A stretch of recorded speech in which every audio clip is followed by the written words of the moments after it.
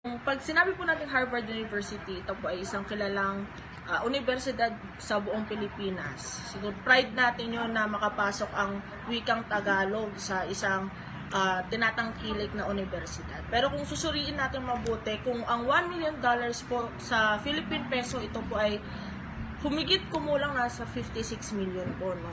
At maraming problema na kinakaharap ang DepEd ngayon at naniniwala po ako na kung saan mang galing, kung pribado man ito o galing lalo kung galing ito sa ating kaban ng bayan, mas makakatulong po ito para sa mga Pilipino na talagang nais mag-aral ng wikang Tagalog. Ayun.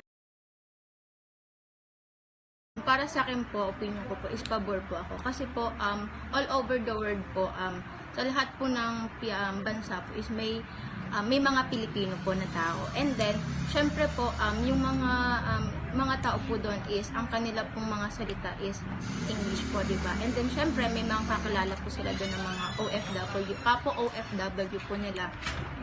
Syempre po is, hindi po nila may iwasan na magsalita po sa salita po natin na Pilipino.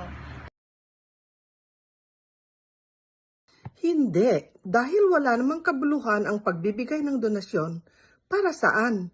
Mas mapapakinabangan sana ang pera kung ito'y ibinigay na lang sana sa Department of Education sa Philippines o kaya ginamit sa scholarship programs para sa mga mahihirap at deserving na mga students sa Philippines.